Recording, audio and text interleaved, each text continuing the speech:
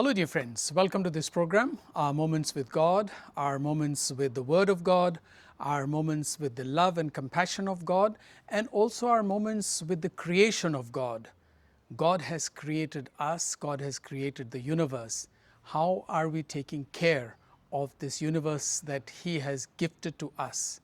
Today I am in Salzburg and I am participating in a seminar on the role of religion as well as the protection of environment. And I have a very important professor today with me whom I will be talking to. He is from Munich, Dr.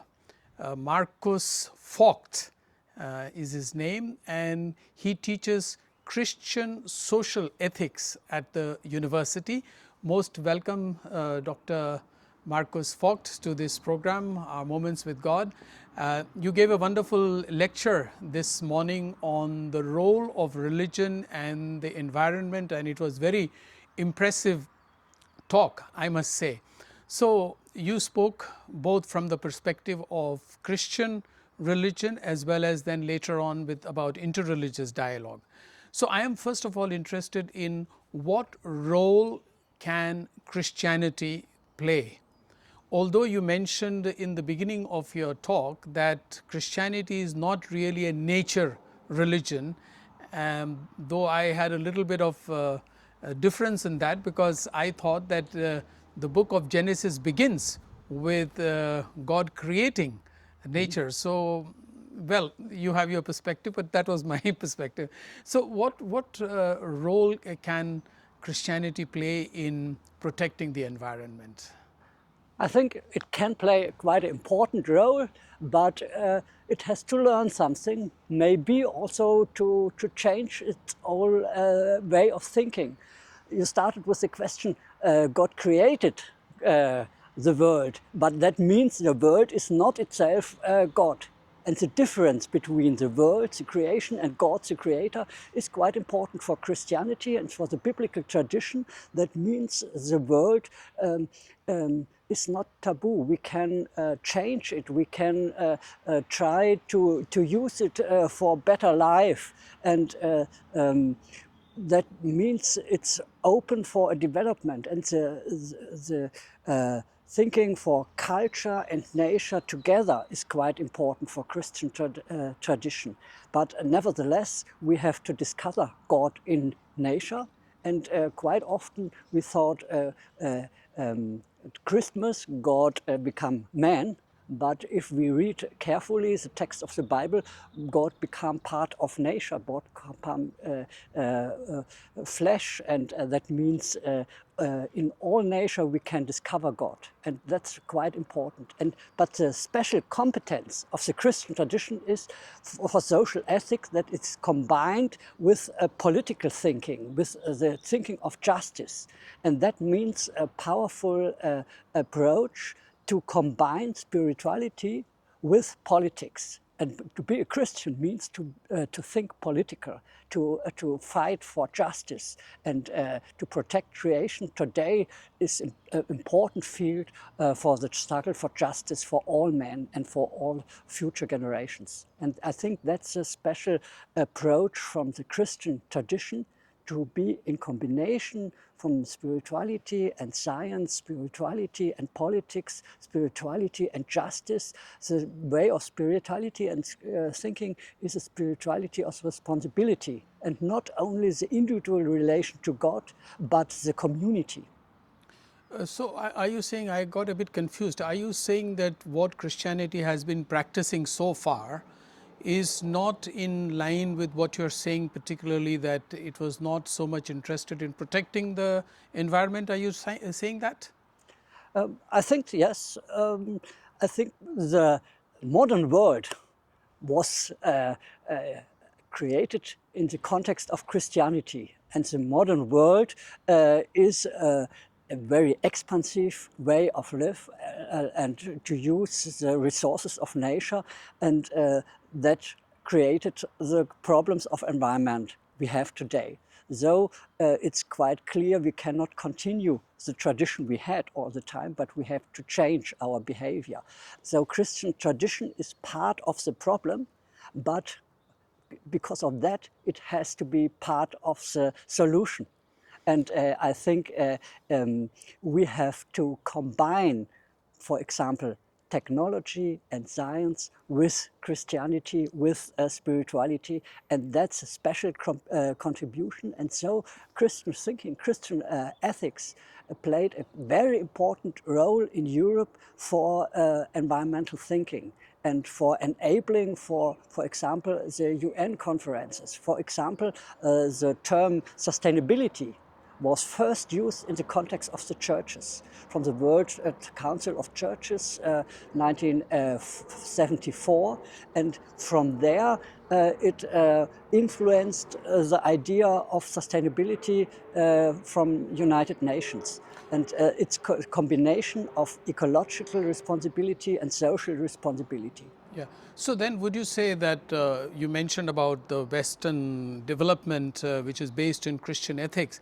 What about Japan then? Japan is also kind of a first world developed country which has no Christianity, or Taiwan, for example. They are also well developed.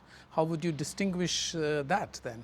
Yes, I think it's another context, yes, and I think I know better the Western society, Okay. but I think the idea of technological development and rationality came came from Europe, and Okay. there it started. Then it developed in different contexts, in Yeah. different ways. Yeah. But I think the starting point of the idea of progress was Western society and the Christian context. Yeah.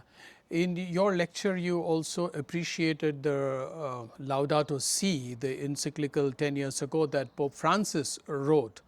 Do you think that there is consciousness within the church about this Laudato Si, and is the church taking it seriously now? Yes, I think so. It was a very important text written 10 years ago. So now we have the jubilee, 10 years, and it's a worldwide movement, and it's quite interesting. It's accepted not only in the Catholic Church, but also in the Protestant Church, in the Orthodox Church, in other religions, and especially also in sciences, because they say that's a deeper cultural dimension of environmental problems or solutions, the idea of good life in harmony with nature, and we need spirituality, we need the long-term thinking, global solidarity, or the combination of moral thinking and the idea of man and a meaning of life. And so this approach is very appreciated also in the context of science. So you mentioned about global solidarity. I think that is where the role of interreligious dialogue comes in. Yeah, global solidarity means solidarity of all the religions together. But do you think that other religions are also as ready for the protection of environment? What is your experience? Yes, I think so too.